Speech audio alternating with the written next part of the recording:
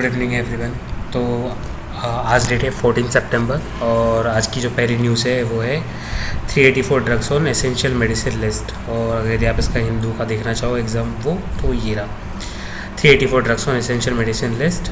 और इसके अंदर आइवेमेस्टिन एंड म्यूपिरोसिन ये इन ड्रग्स को एडिट किया गया है, ठीक है, और कुछ को निकाला भी गया है।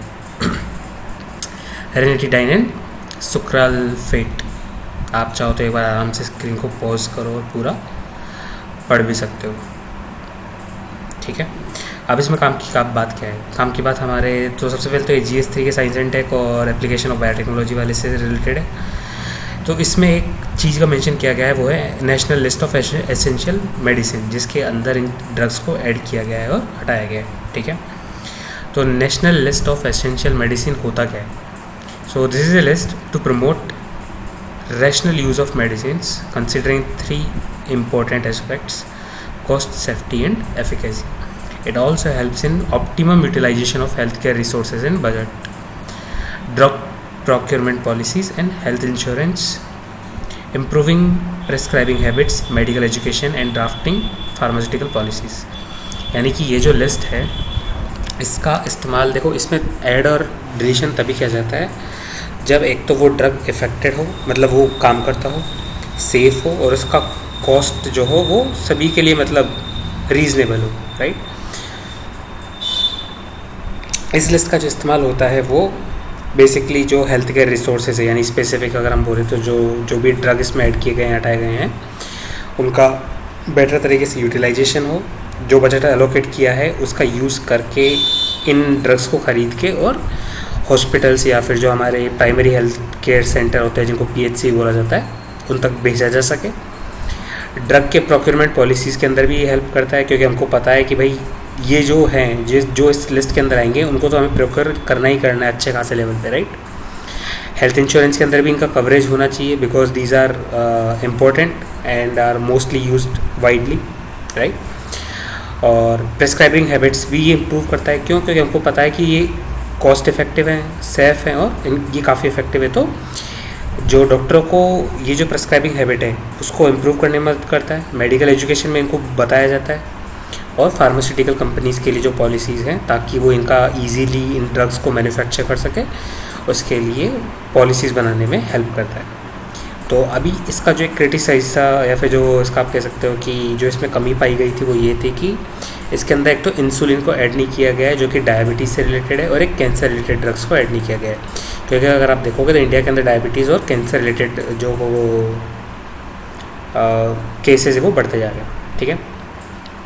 अगली जो न्यूज़ है वो है 103rd amendment was a fraud on constitution. तो हम इसके बारे में आपको जो हिंदू की जो न्यूज़ है वो ये दिखा देते हैं एक बार, और आप पूरी स्क्रीन को पॉज करके भी पढ़ सकते हो, ठीक है। काम की बात हम वो देख लेते हैं। तो आपको पता हो भी रिसेंटली सुप्रीम कोर्ट ने 103rd कॉन्स्टिट्यूशन अमेंडमेंट जो कि था इकोनॉमिक वीकर सेक्शन के लिए 10% कोटा जो दिया गया था रिजर्वेशन, उसको लेकर के जुडिशल रिव्यू को अभी लेकर के सुप्रीम कोर्ट के अंदर बात चल रही है कि उसका जुडिशल रिव्यू हो रहा है किसका? 103rd कॉन्स्टिट्यूशनल अमेंडमेंट का। तो सुप्रीम कोर्ट को ये पावर देता क्या है, मतलब कौन कौन से आर्टिकल है जिसको एक कॉन्स्टिट्यूशनल अमेंडमेंट का जो जुडिशल रिव्यू करने का पावर देते हैं, या कोई से भी लॉ रूल्स का जुडिशल रिव्यू करने का पावर देते हैं? वो है आर्टिकल, एक सेकेंड, ये इसका आर्टिकल 13 होना चाहिए, आर्टिकल 13, 32 एंड 226। तो आर्टिकल 13 का कहता है, आर्टिकल 13 कहता है state shall make not any law which takes away or abridge the rights conferred by this part, and any law made in contravention of this clause shall to the extent of the contravention be void। कहने का मतलब ये है मोटा मोटा कि state अगर यदि कोई भी एक ऐसा स्टेट को ऐसा कोई भी लॉ नहीं बनाना चाहिए जो कि फंडामेंटल राइट्स को हटाए या उनको कम करे, ठीक है। और अगर यदि कोई भी ऐसा लॉ बनता भी है तो वो लॉ जिस एक्सटेंट तक उस फंडामेंटल राइट को या किसी भी फंडामेंटल राइट को अगर यदि उसको हटाने की कोशिश करता है या उसको कम करने की कोशिश करता है, उस एक्सटेंट तक उस लॉ को ख़त्म कर दिया जाएगा या फिर उसको नल एंड वॉइड घोषित कर दिया जाएगा। यानी कि मान के चलो कि मैं कोई एक लॉ लेकर के आया हूँ जिसके अंदर 5 प्रोविजंस है या 5 पॉइंट है, 4 पॉइंट तो सही थे, वो जो कि कोई फंडामेंटल राइट को टच नहीं कर रहे थे। एक ऐसा पॉइंट था, 5वां पॉइंट, जिसने फंडामेंटल राइट को, जैसे फ्रीडम ऑफ स्पीच को हटा दिया, ये कम कर दिया। ठीक है, तो जुडिशियल रिव्यू के अंदर जो 5th पॉइंट है, तो जो हमारा सुप्रीम कोर्ट है या हाई कोर्ट है, वो मतलब जो आर्टिकल 13 का यूज़ करके आर्टिकल 13 ये कहेगा कि मैं 5th वाले पॉइंट को, जो भी आप नई पॉलिसी लेके आए हो या नया लॉ लेके आए हो, उसमें से मैं उसको हटा दूँगा, सिंपल। यानी बाकी 4 नहीं हटेंगे, जो लॉ का हिस्सा फंडामेंटल राइट के साथ में खेलता है उसको हटा दिया जाता है, उसको नल एंड वॉइड घोषित कर दिया जाता है। ये तो आर्टिकल 13 कहता है।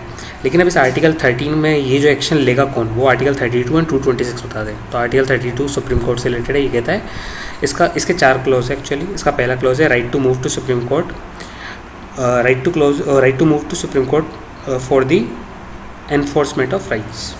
ठीक है, तो कहने का मतलब ये है कि कोई भी बंदा, मतलब कोई भी सिटीज़न, कोई भी पर्सन सुप्रीम कोर्ट के पास में जा सकता है अपने फंडामेंटल राइट्स के एनफोर्समेंट के लिए। अगर उसको लगता है कि उसके फंडामेंटल राइट्स को किसी ने छीना है, तो उनके एनफोर्समेंट के लिए सुप्रीम कोर्ट में जा सकता है, और ये कॉन्स्टिट्यूशन के द्वारा गारंटेड है। तो ये तो हो गया पहला क्लोज 32 का। सेकंड क्लोज कहता है, Supreme Court has power to issue orders और डायरेक्शंस और writs in nature of habeas corpus, mandamus, prohibition, quo warranto and certiorari. यानी कि इन 5 केसेस के अंदर, जो कि हेबियस कॉर्पस, मैंडेमस, प्रोहिबिशन और को वारंट एंड सर्टियोरारी है, इनके केस से रिलेटेड सुप्रीम कोर्ट कोई भी जो ऑर्डर है या डायरेक्शन या रिट्स को इशू कर सकता है। ठीक है, तीसरा जो है इसका वो क्लॉज, वो क्या कहते हैं कि Parliament by law empower any other local court to exercise within its local limits of power of Supreme Court to issue writ, directions and order. यानी पार्लियामेंट बाय लॉ, यानी कानून का इस्तेमाल करके किसी भी लोकल कोर्ट को Supreme Court की पावर दे सकते हैं विद इन ए लिमिट। कौन सी पावर दे सकते हैं? To issue writ, directions and orders. ठीक है, तो ये आर्टिकल 32 कहता है। आर्टिकल 226 भी सेम टू सेम है, 32 जितना ही है, लेकिन ये हाई कोर्ट्स के लिए, और एक पर्टिकुलर, क्योंकि हाई कोर्ट है वो हर स्टेट के अलग अलग होते हैं, तो एक टेरिटरी, यानी जो स्टेट की टेरिटरी है उसके लिए इसको अलाउ करता है। हालांकि ये जो रिट्स बाहर वालों के लिए भी कर सकता है, कब? जब कोई भी क्राइम या कोई भी लॉ समहाउ उस स्टेट को पार्टली या फुल्ली इफेक्ट करता है, तब जाकर आर्टिकल 226 बाहर के लोगों के लिए, यानी बाहर के स्टेट के लोगों के लिए भी अपनी हाई कोर्ट जो है वो रिट जारी कर सकता है। तो इस वाले केस के अंदर और भी आर्टिकल्स, अगर आप इसको पढ़ोगे न्यूज़ को, तो उसमें जो लॉयर्स ने जो आर्ग्यूमेंट दिए हैं, उन्होंने बोला है कि आर्टिकल 15 और 16 का हनन हो रहा है। यानी आर्टिकल 15 और 16 जो कि फंडामेंटल राइट्स है, वो 103rd कॉन्स्टिट्यूशन अमेंडमेंट उनके साथ में उनको ख़त्म करने की कोशिश कर रहा है। तो आर्टिकल 15 और 16 क्या कहते हैं, एक बार आप आराम से इसको पढ़िए, आर्टिकल 15 और 16 को खुद से पढ़िए। ठीक है, मोटा मोटा ये है बेसिकली, आप रिलीजन, कास्ट, सेक्स, इनके बेसिस पे डिस्क्रिमिनेट नहीं करोगे। और 16 कहता है कि पब्लिक सर्विसेज हैं, यानी कि जो गवर्नमेंट जॉब्स है उसके अंदर सभी को इक्वल रिप्रेजेंटेशन होगा in case of OBC, SC, ST को छोड़ करके। ठीक है, अगली जो न्यूज़ है वो है won't interfere in Bengal government's grant for Durga puja से कलकत्ता हाई कोर्ट। मैं आपको न्यूज़ दिखा देता हूँ। तो ये न्यूज़ है, आराम से पॉज कीजिए और इसको पढ़िए। लेकिन हमारे जो काम की बात है मैं आपको वैसे मोटा मोटा बता देता हूँ। इसमें काम की बात ये है, ये हमारे GS1 आर्ट और कल्चर से रिलेटेड है। काम की बात ये है कि जो दुर्गा पूजा है, इसको अगर आपको पता हो तो 2021 के अंदर यूनेस्को की जो intangible cultural heritage of humanity वाली लिस्ट है, उसके अंदर इसको ऐड किया गया। तो सबसे पहले यूनेस्को का full form United Nations Educational, Scientific and Cultural Organization. और उसकी भी देखो, कल्चरल हेरिटेज 2 टाइप के होते हैं, एक तो टेंजिबल होता है, एक इंटेंजिबल होता है। टेंजिबल यानी जिनको आप फिज़िकल फॉर्म में होते हैं। फिज़िकल फॉर्म में कि जैसे कोई फोर्ट वगैरह हो गया, कोई तालाब हो गया, पॉन्ड हो गया, राइट, तो उनको कहते हैं टेंजिबल। इंटेंजिबल यानी कि जो रिचुअल्स होती हैं, डांस होते हैं, सॉन्ग्स होते हैं, उनको इंटेंजिबल कहा जाता है। ठीक है, तो ये दुर्गा पूजा है, ये 5 दिन तक जो चलती है, क्योंकि एक फिजिकल फॉर्म में नहीं है इसलिए टेंजिबल में नहीं आया, ये इंटेंजिबल में आया। तो intangible cultural heritage of humanity, UNESCO की जो है दूसरी लिस्ट है इंटेंजिबल कल्चरल हेरिटेज वाले के अंदर, उसके अंदर इसको ऐड किया गया था इन 2020।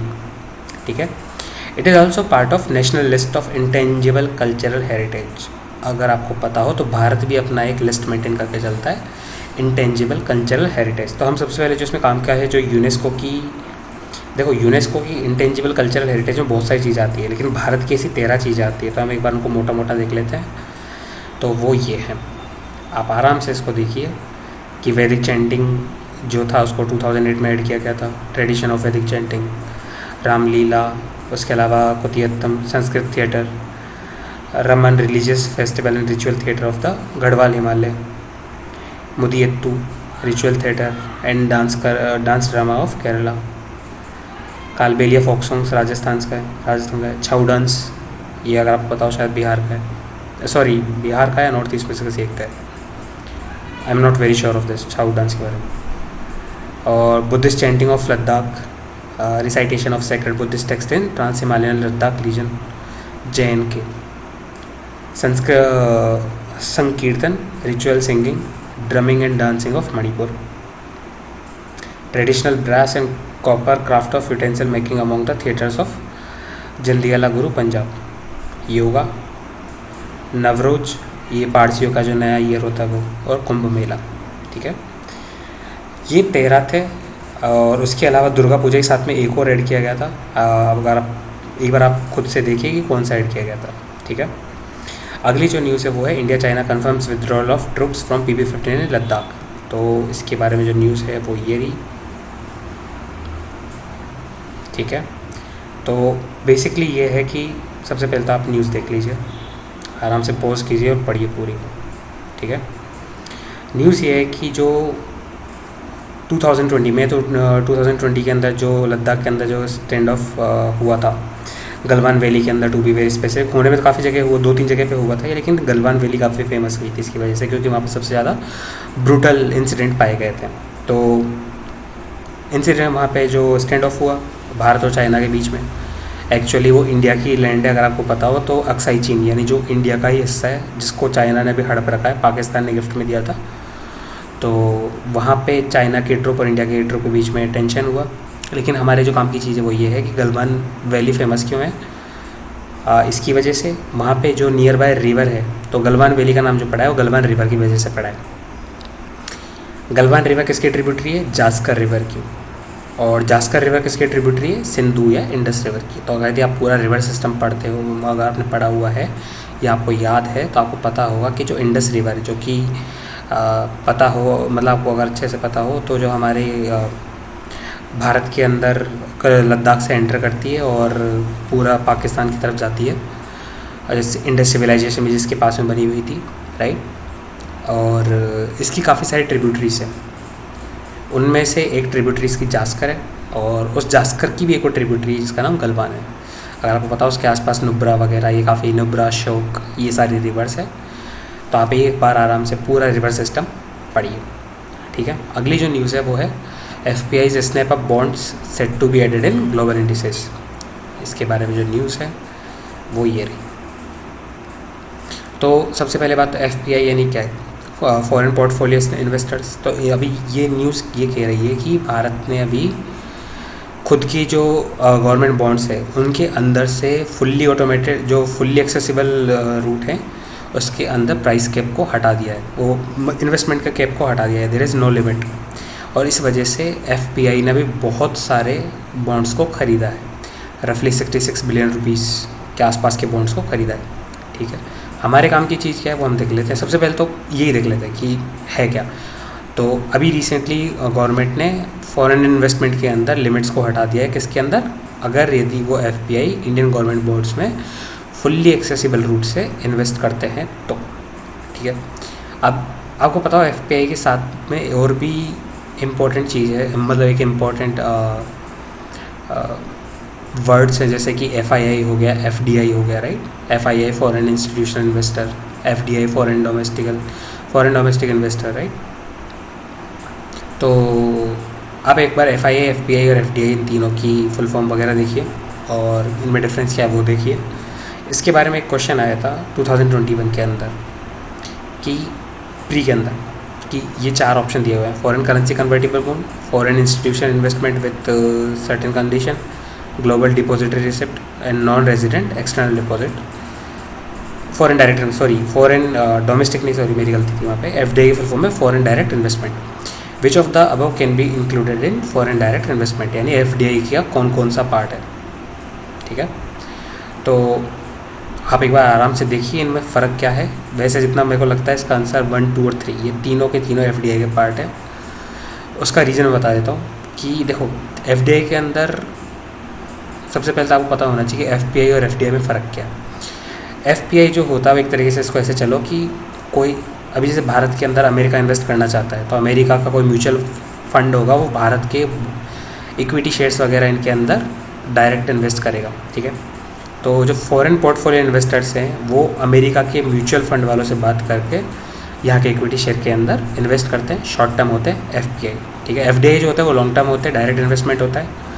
जैसे कि मान के चलो हमारी कंपनी ओ एन जी सी करके, ठीक है, और बाहर जैसे गवर्नमेंट ऑफ सिंगापुर है वो इन्वेस्ट करना चाहती है ओ एन जी सी के अंदर, वो इसका 9% बाई करना चाहती है स्टेक, तो वो उसको एक बोर्ड की पोजीशन मिलती है क्योंकि वो लॉन्ग टर्म के लिए अप्लाई कर रहा है, तो उसको एक बोर्ड की पोजीशन मिलती है और इसको एफ डी आई कहा जाता है, ठीक है।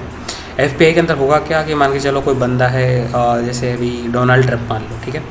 डोनाल्ड ट्रंप क्या करना चाहता है कि ओ एन जी सी का कुछ स्टेक्स बाय करना चाहते हैं, तो अमेरिका के अंदर वहाँ पे जो भी सर्विस प्रोवाइडर हैं या फिर जो एज ए म्यूचुअल फंड की तरह काम करते हैं, जो भारत की इक्विटी के अंदर इक्विटी मार्केट के अंदर जो सेल बाय करते हैं, या तो वो डोनाल्ड ट्रंप उनसे जाके मिलेंगे या फिर खुद अपना एक अकाउंट बना करके ओ एन जी सी के शेयर वगैरह खरीद सकते हैं। लेकिन क्योंकि एफ डी आई रूट से आए हैं तो वो sorry F P I route से आए हैं वो, तो डायरेक्ट इन्वेस्टमेंट नहीं माना जाएगा। वो ऐसा हो सकता है उनको लगता है कि ओ एन जी सी भी टेम्प्रेरी अच्छा खासा रिजल्ट मिल जाएगा उसका, अच्छा खासा उनको रेवेन्यू बन जाएगा, तो इसलिए वो शॉर्ट टर्म के लिए शेयर खरीद के बेच सकते हैं, तो that's called F P I. F D I is a long term investment, ठीक है। तो फॉरेन करेंसी कन्वर्टिबल तो होता ये कि आप पहले फॉरेन की करेंसी के करेंसी कन्वर्टिबल बॉन्ड्स खरीदते हो, यानी with in A time this currency convertible bonds will be converted into equity shares, ठीक है। तो इसीलिए ये फॉरेन डायरेक्ट इन्वेस्टमेंट में आए, क्योंकि अगर आपने देखा हो आपने सुना हो अच्छे से, तो क्योंकि डायरेक्ट इन्वेस्टमेंट होता है, राइट, और एक करेंसी बाद में इक्विटी शेयर्स के अंदर कन्वर्ट हो रही है, तो एफ डी आई का पार्ट होगा। तो एफ डी आई के अंदर सिर्फ इक्विटी नहीं होता है, डेट भी होता है और बॉन्ड्स वगैरह का भी सेलिंग वगैरह होता है इसके अंदर, ठीक है। Foreign institutional investment with certain condition, तो जो एफ आई आई और जो सर्टेन कंडीशन यानी 10% का कैप लगा होता है, यानी आप 10% से ज़्यादा, जैसे गवर्नमेंट ऑफ सिंगापुर 10% से ज़्यादा ओ एन जी सी को नहीं खरीद सकती है। क्यों नहीं खरीद सकती है? Because there are some restrictions.